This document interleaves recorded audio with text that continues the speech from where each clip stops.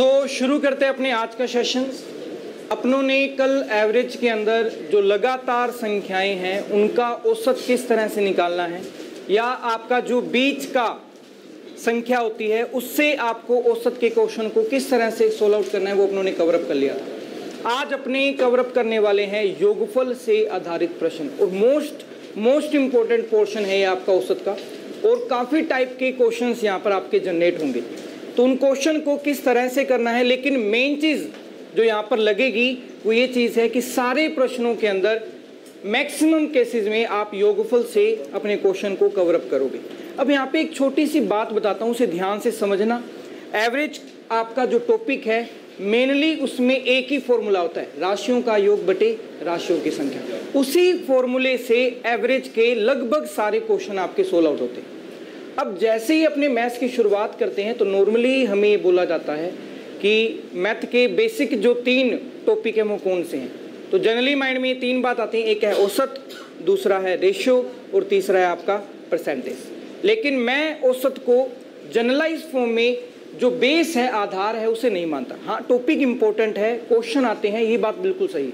क्यों नहीं मानता, उसका एक छोटा सा रीज़न देखिएगा। औसत जो होता है ना, वो कभी भी औसत में जो आपको वैल्यूज़ दे रखी हैं उनके मध्य रिलेशन को नहीं बताता, कभी भी रिलेशन नहीं बताएगा। औसत से आप मैक्सिमम टू मैक्सिमम क्या कर सकते हो, योगफल निकाल सकते हो। इसके अलावा और कुछ नहीं होगा हमारे पास। कहने का मतलब क्या है, मान लो मैं आपको 3 व्यक्ति दे दूं, ए, बी और सी। इनके पास जो भी राशि है, मुझे नहीं पता कितनी है, जो भी राशि है, इन तीनों की राशि का मैं औसत दे दूं आपको। औसत दे दिया मैंने, इनके पास 150 रुपये औसतन तीनों के पास। तो आप क्या एक ही राशि और बी की राशि में रिलेशन फाइंड आउट कर सकते हो कि एक ही राशि बी की राशि से दुगनी है, तिगुनी है, आधी है, कुछ भी, या इसका दुगना इसके तिगुने के बराबर है। सिर्फ औसत देने से आप रिलेशन फाइंड आउट नहीं कर सकते। औसत से आप सिर्फ क्या कर सकते हो, योगफल फाइंड आउट कर सकते हो। योगफल करने के लिए क्या चीज ध्यान में रखी जाती है, आपके माइंड में सिर्फ एक ही बात होनी चाहिए कि जब भी आपको योगफल निकालना है तो किस तरह से निकालना है। जो भी औसत दिया होगा और जितने व्यक्तियों का दिया होगा उनको आपस में मल्टीप्लाई कर देना। ये आपके कितने व्यक्ति हैं भाई, 3, तो आपको 150 को 3 से गुना कर देना है, कितना आ जाएगा, 450। That's it. क्योंकि अगर मैं इसे फॉर्मूले से भी बनाऊं तो क्या होता है, आपके पास औसत का फॉर्मूला होता है, औसत बराबर राशियों का योग बटे राशियों की संख्या, यही होता है। और अगर आप योगफल फाइंड आउट करना चाहते हो तो इस संख्या को इधर लेके जाओगे तो मल्टीप्लिकेशन में आएगी, तो औसत गुना में राशियों की संख्या, और इससे आपका योगफल आपके पास आ जाएगा। कोई डाउट यहां तक? अब इसी चीज को थोड़ा और इलैबोरेट कर लेते हैं, थोड़ा और डीपली जाते हैं। अब बात आती है कि जब औसत में कोई भी क्वेश्चन आता है तब अपने को क्या करना होता है। मान लो मैंने क्या किया कि कक्षा के अंदर 20 लड़के थे, उनका औसत वजन दे दिया, और 30 लड़कियां थी, उनका औसत वजन दे दिया, और मैंने पूछा पूरी कक्षा का औसत वजन बताओ। तो आपके माइंड में आ रहा होगा कि पूरी का निकालना है तो टोटल करना पड़ेगा। लेकिन ये बात हमेशा ध्यान में रखनी होगी कि औसत को डायरेक्ट ना तो आप कभी जोड़ोगे और ना ही कभी घटाओगे। औसत डायरेक्ट नहीं जुड़ेगा। अगर आपको जोड़ घटाव करना है तो कैसे होगा कि आप औसत से सबसे पहले क्या निकालोगे, योगफल निकालोगे। ये वाला योगफल निकालने के बाद आप योगफल कर दो उसका, या डिफरेंस कर दो, तब पॉसिबल है। आप डायरेक्टली औसत को ना तो जोड़ सकते हो ना ही घटा सकते हो। अब मैं इस एक क्वेश्चन से समझाता हूं आपको, ये बात ध्यान से समझना, फिर इसकी क्वेश्चनिंग पर चलेंगे अपने। मैंने क्या दिया, 20 लड़के हैं, उनका औसत वजन आपको दे दिया 55 kg, और 30 लड़कियां हैं, इनका औसत दे दिया मैंने 60 kg औसत वजन। और मैंने पूछा पूरी कक्षा का औसत वजन बताओ, तो पूरी कक्षा में कितने छात्र हो गए भी, 50। इन 50 टोटल विद्यार्थियों का आपको औसत बताना है। तो आप ऐसा नहीं कर सकते कि आप क्या करो, 55 और 60 को जोड़ दो, और कितने ग्रुप है आपके, 2 ग्रुप है ना, 2 का भाग दे दो, गलत है ये। आप डायरेक्ट औसत को जोड़ोगे नहीं, ना ही इसे घटाओगे। अब यहां पर अगर इस क्वेश्चन को करना है तो मेरे को क्या करना पड़ेगा, सबसे पहले योगफल फाइंड आउट करना होगा। योगफल निकालने के लिए क्या है, औसत को संख्या से गुणा करते हैं। 55 गुना 2 110 और एक जीरो आ गई 1100। देन 6 तिया 18 यानी कि 1800, ये आपका योगफल आ गया। अब जोड़ दो, अब जोड़ोगे तो कितना बनेगा 2900। अब अगर आपने इसे जोड़ा है तो अब नया औसत निकालना है, नया योगफल आपके पास आ गया। संख्या कितनी है, नहीं 50, 50 का भाग दो, आपका आंसर रेडी। जीरो आपसे कट गया, सबसे पहले आपका 5 पर, देन उसके बाद आपका 8, 58 kg आपका रिक्वायर्ड। बिल्कुल सही आंसर है, कोई दिक्कत नहीं है यहाँ पर। कोई डाउट यहाँ तक क्लियर है? तो सबसे पहले आपके माइंड में क्लियर होना चाहिए कि औसत में सबसे इंपॉर्टेंट जो चीज है वो योगफल है। आज जितने भी क्वेश्चन होंगे उसके अंदर यही चीज टारगेट आप करोगे कि योगफल निकालकर अपने क्वेश्चन को कवर अप कर पा रहे हैं। क्लियर है? अब यहाँ पे कुछ नोट लिखते हैं, नोट लिखना शुरू कीजिएगा। सबसे पहला नोट, औसत किन्हीं भी राशियों के मध्य संबंध स्थापित नहीं करता। औसत किन्हीं भी राशियों के मध्य संबंध स्थापित नहीं करता। यह उनके योगफल को बताता है। यह उनके योगफल को बताता है जो कि निम्न है। यह उनके योगफल को बताता है जो कि निम्न है। अब योगफल का फॉर्मेट अपने को लिखना है तो आप नीचे लिख लोगे, योगफल जो होता है वो किसके बराबर होता है, औसत गुना में राशियों की संख्या। इसे अपनी कॉपी पर लिख लीजिएगा, औसत गुना में राशियों की संख्या। Note number second, most important note है, हमेशा ध्यान रखना है अपने को औसत के अंदर। नोट नंबर सेकंड, हाँ जी, फॉर्मूला उतार लिया सभी ने? ओके, नोट नंबर सेकंड लिखिएगा। औसत से संबंधित प्रश्नों में, औसत से संबंधित प्रश्नों में प्रश्न में दिए गए औसत को, प्रश्न में दिए गए औसत को सीधा न तो जोड़ा जा सकता है और न ही घटाया जा सकता है। सीधा प्रश्न में दिए गए औसत को सीधा न तो जोड़ा जा सकता है और न ही घटाया जा सकता है। अगर जोड़ घटाव करना है, अगर जोड़ घटाव करना है तो वह औसत से प्राप्त योगफल का होगा। अगर जोड़ घटाव करना है तो वह औसत से प्राप्त योगफल का होगा। औसत से जो आप योगफल निकालोगे उनका जोड़ घटाव आप कर सकते हो, डायरेक्ट औसत का नहीं कर सकते। अभी के लिए मैं सिर्फ इतनी बात ही कर रहा हूं, लेकिन कई प्रश्न होंगे उसमें आप औसत को डायरेक्ट जोड़ सकते हो, घटा भी सकते हो, लेकिन एक स्पेशल टाइप के क्वेश्चंस के अंदर काम आएगा वो, और वो भी मैं आपको जैसे जैसे क्लास आगे बढ़ेगी वो भी कवर करवाऊंगा कि कहां पर आप डायरेक्ट औसत को जोड़ सकते हो। क्यों जोड़ सकते हो? क्योंकि दोनों चीजें मैंने अगर अभी सोल्व आपको समझा दी ना तो कंफ्यूजन आपके माइंड में आ जाएगी कि कब करना है कब नहीं करना। आप उसे रटने की कोशिश करोगे, रटना नहीं है। एक बार के लिए अपने को यही समझना है कि डायरेक्ट अपने को नहीं जोड़ना, अपने को योगफल निकालना है और फिर उसके बाद आप जोड़ घटाव करो, आपका रिक्वायर्ड आंसर बिल्कुल टारगेट होगा। अब सिंपल से क्वेश्चन दे रहा हूं जिनको आपको सोल्व आउट करना है। पहला क्वेश्चन लिखिएगा। पहला क्वेश्चन, 5 सदस्यों के एक परिवार में, पहला क्वेश्चन है 5 सदस्यों के एक परिवार में माता पिता की औसत आयु, माता पिता की औसत आयु 42 वर्ष,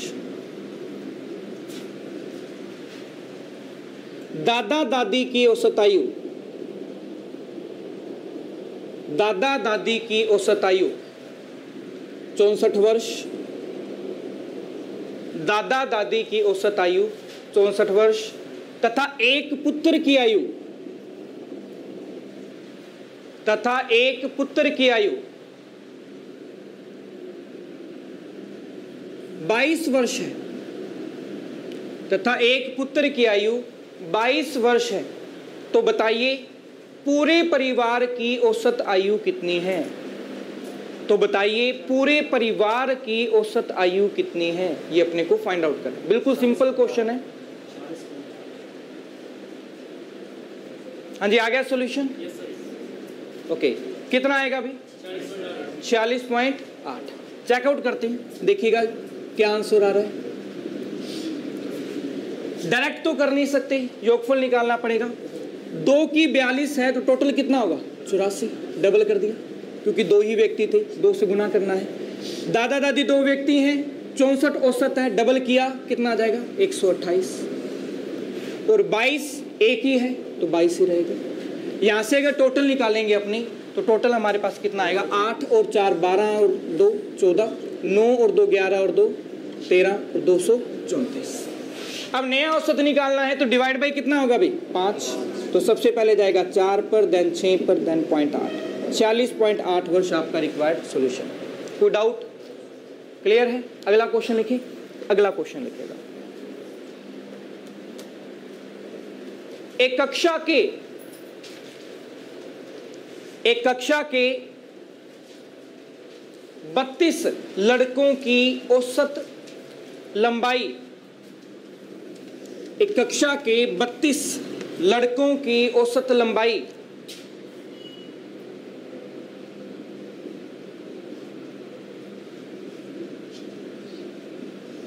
102 सेंटीमीटर है।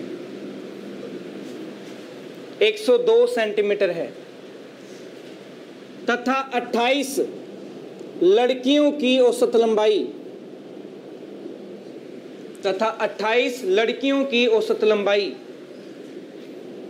105 सेंटीमीटर है तथा 28 लड़कियों की औसत लंबाई 105 सेंटीमीटर है। सभी विद्यार्थियों की औसत लंबाई बताइए। सभी विद्यार्थियों की औसत लंबाई बताइए। सभी विद्यार्थियों की औसत लंबाई बताइए। ट्राई कीजिएगा।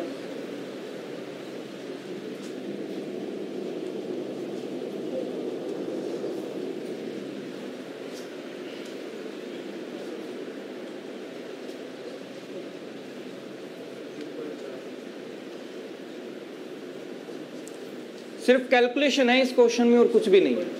103.4। ओके, ये है अभी सभी का। कवर करें, देखेगा। सबसे पहले वही टोटल निकालना है तो 32 गुना 102 करना है। 32 से कम 32 एंड 32 गुना 64। ये आपका पहले का टोटल आ गया। दूसरे की बात करें, 28 से कम 28, 28 पांजे 140, तो ये आ गया आपका 2940। अब यहाँ पे फिर टोटल करना है, आपको दोनों को जोड़ना है, जोड़ घटाव करना है, तो वो आपका योगफल क्या होगा? 4, 6 और 4 10, 10 और 2 12 और यहाँ पर 6204 आएगा। देन इसके बाद आपको क्या करना है? नया औसत निकालना है। कितने का भाग दोगे? 60, क्योंकि टोटल विद्यार्थी आपके 60 हो चुके हैं। तो यहाँ पे देखिएगा 60 का भाग देना है। सबसे पहले 6 पे गया 1, देन आपका 0 3 और उसके बाद आपका 24 4 और 1 दशमलव आ जाएगा। 103.4 आपका रिक्वायर्ड सॉल्यूशन। कोई डाउट यहाँ पर? क्लियर है? वही चीज चल रही है। अब अगर माइनस करना हो तभी ही रूल लगता है, तो माइनस वाला एक क्वेश्चन लिखवाता हूं जिसमें आप जोड़ नहीं करोगे, आप घटाव करोगे। क्वेश्चन की वर्डिंग ही आपको बता देगी। अगला क्वेश्चन लिखिएगा और सोल्व आउट कीजिएगा। एक कक्षा के 52 लड़कों का औसत वजन 52 लड़कों का औसत वजन 60 किलो है।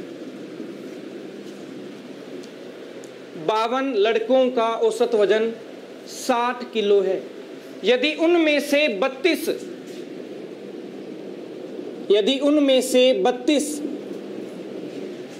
लड़कों का औसत वजन 42 किलो है, यदि उनमें से 32 लड़कों का औसत वजन 42 किलो है तो शेष लड़कों का औसत वजन बताइए। तब शेष लड़कों का औसत वजन बताइए। 52 का आपको 60 दे रखा है, 32 का 42 है। रिमेनिंग जो बच्चे उनका औसत वजन बताना है। अब यहाँ पे आपको शेष कब निकालोगे, शेष तो माइनस से ही निकलता होता है, तो आपको माइनस भी करना है तो डायरेक्ट नहीं हो सकता, योगफल निकाल कर होगा, ये बात ध्यान रखनी। कैलकुलेशन कीजिए, आंसर रेडी। नॉर्मल कैलकुलेशन है, कुछ भी नहीं है इनमें। हाँ जी 70, ओके। हाँ जी, हाँ जी, आया आंसर किसी का 88.8, ओके। किसी और का आंसर ये है, ओके। जल्दी से सोल्व कीजिएगा और आंसर कीजिएगा। करें सोल्व, देखेगा व्हाइट बोर्ड पर। टोटल निकाल लेते हैं। 52 गुना 60 जब अपने करेंगे तो 52 गुना 6 कितना होता है भाई, 312, 3120 आ गया। फिर 32 गुना 42 करना है तो 32 चौका कितना होता है, 128, एंड 32 गुना 64। जब आप इसे जोड़ोगे तो आपके पास बन जाएगा 4 और 3, 1344। अब आपको रिमेनिंग निकालना है, मतलब माइनस करना है। माइनस करेंगे तो 10 में से 4 गया 6, 9 में से 4 गया, सॉरी 11 में से 4 गया 7, और यहाँ पर आपके पास 1 में से 3 नहीं जाता, फिर 11 में से आपका 3 गया 8, और यहाँ पर 2 में से 1 गया 1876, ओके 7, 1776। देन इसके बाद आपको क्या करना है, जो बच गए उनका भाग देना है। कितने बचे भी, 20 का आपको भाग देना है। तो सबसे पहले आपका जाएगा 8 पर, देन 17 अगेन 8 पर, देन अगेन 8 पर, और पॉइंट 88.8, 88.8 आपका रिक्वायर्ड आंसर होगा। कोई डाउट? सिंपल क्वेश्चन है। अब नेक्स्ट क्वेश्चन इंपॉर्टेंट लगा देना, मोस्ट इंपॉर्टेंट प्रश्न है, और यहीं से ही सोल्व आउट होता है ये वाला क्वेश्चन। और इसको जल्दी कैसे करना है और बेसिक कैसे करना है मैं दोनों बताऊंगा। अगर आपको उसकी टेक्निक फास्ट वे में पता चलेगी तो विद इन 10 सेकेंड, 10 से 12 सेकेंड के अंदर आपका आंसर आ जाएगा। क्वेश्चन लिखिएगा, 120 छात्रों की एक कक्षा के 120 छात्रों की एक कक्षा के सभी विद्यार्थियों के औसत प्राप्तांक, सभी विद्यार्थियों के औसत प्राप्तांक, प्राप्तांक मतलब ऑब्टेन्ड मार्क्स, सभी विद्यार्थियों के औसत प्राप्तांक 55 अंक हैं, 55।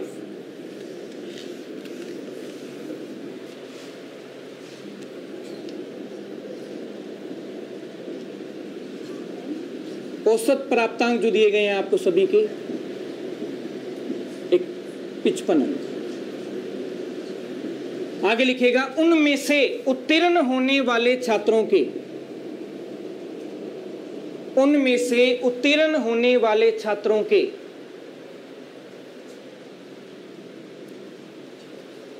औसत प्राप्तांक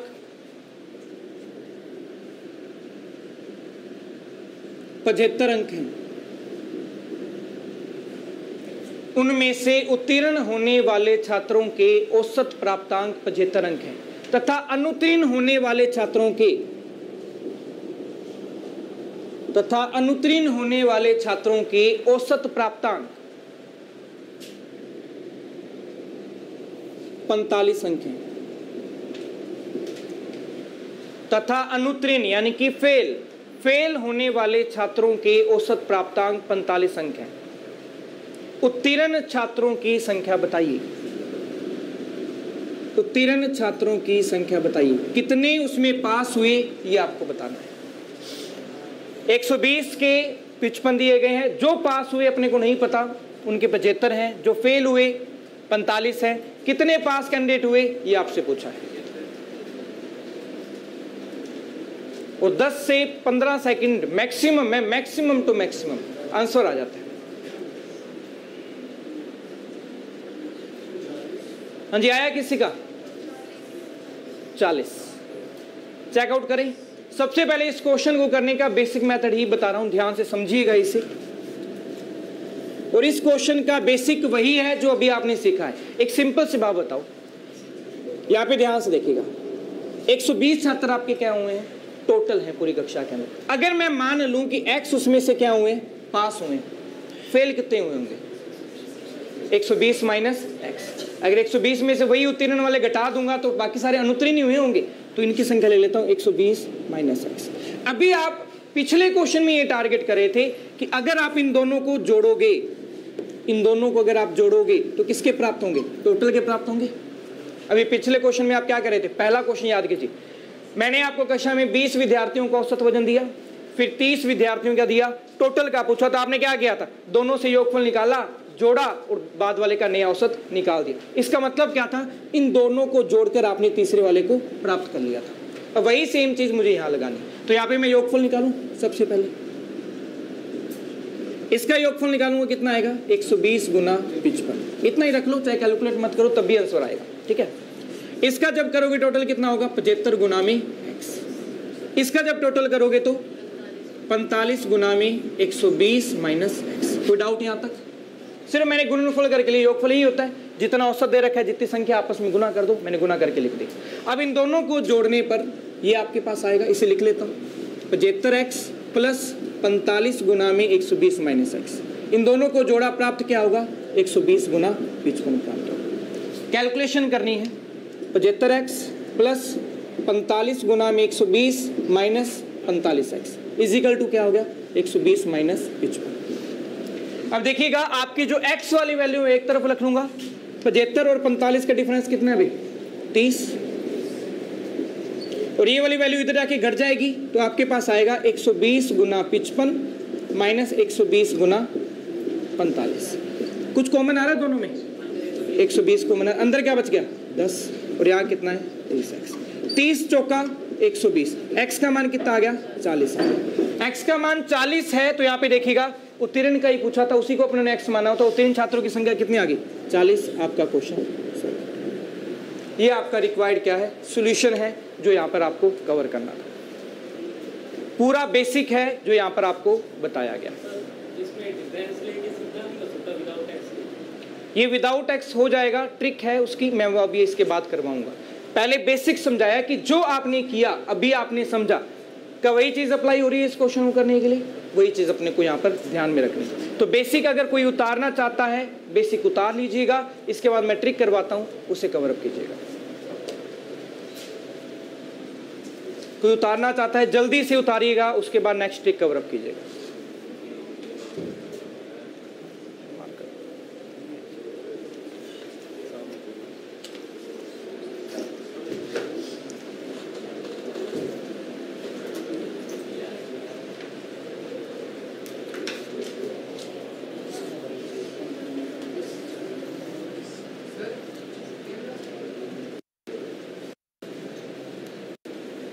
हो जाए देन आपकी बात कवर अप करते हैं।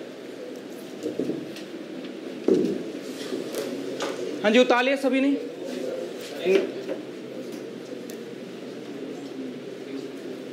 जल्दी से उतारिएगा इसे।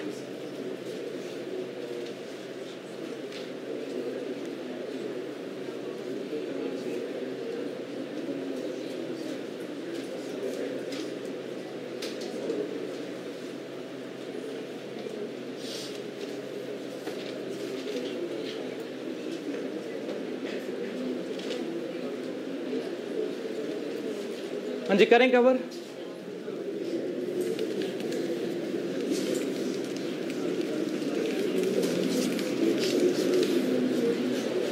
देखिएगा ट्रिक अपने को जो कवर करनी है वो क्या है।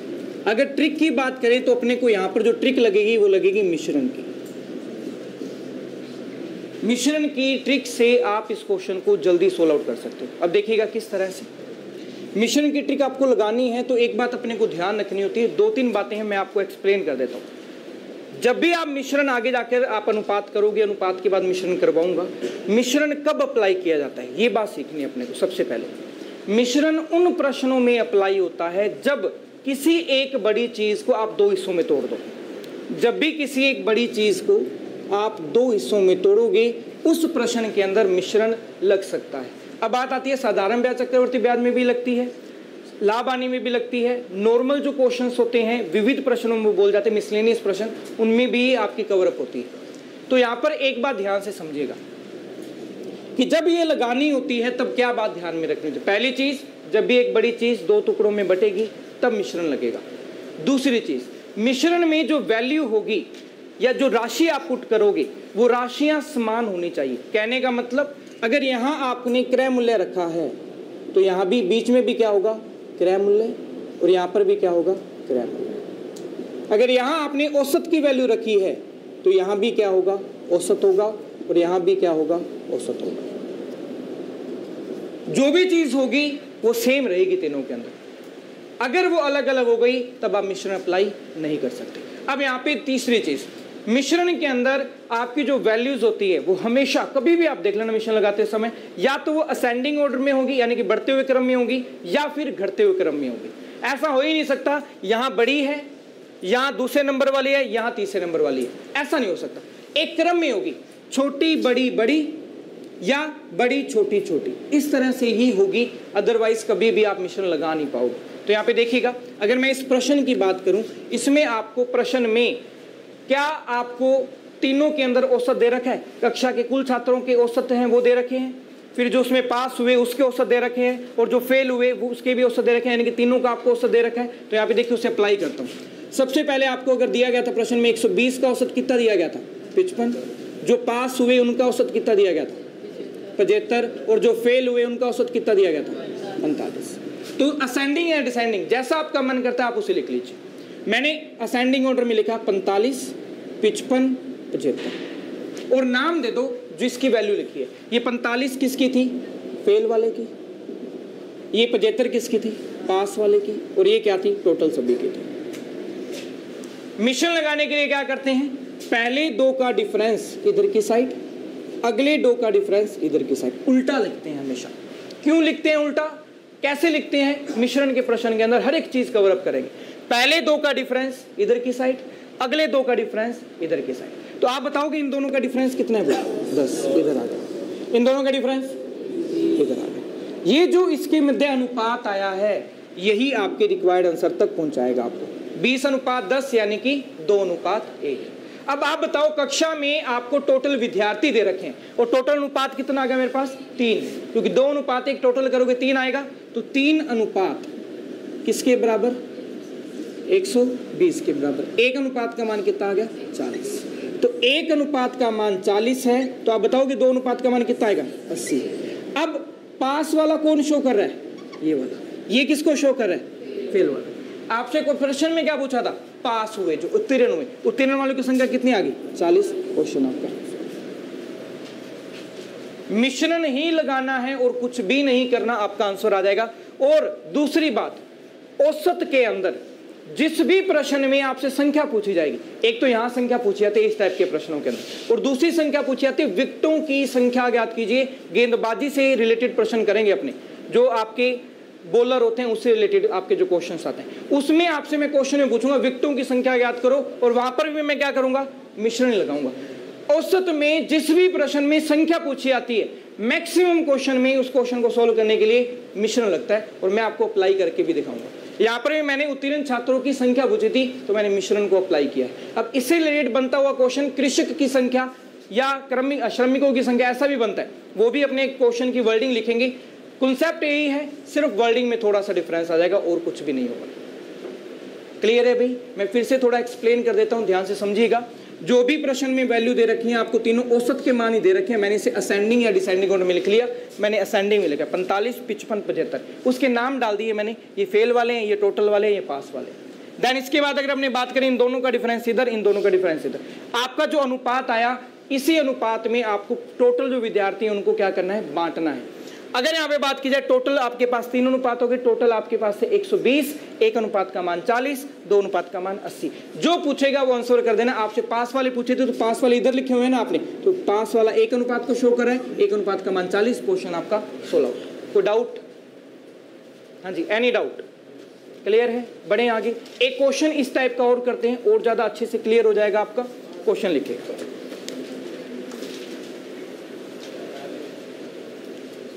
क्वेश्चन लिखेगा,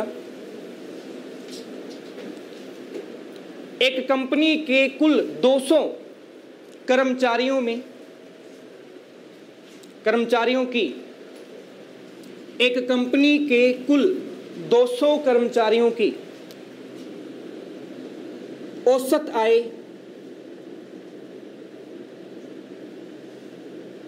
2000 रुपये है। एक कंपनी के कुल 200 कर्मचारियों की औसत आय 2000 रुपये है। उनमें से कुछ श्रमिकों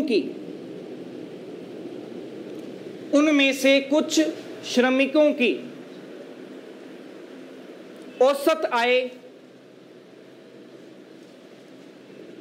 1800 रुपये है। उनमें से कुछ श्रमिकों की कर्मचारियों की तथा शेष बचे कर्मचारियों की औसत आय 2300 रुपये है। तथा शेष बचे कर्मचारियों की औसत आय 2300 रुपये है। तो बताइए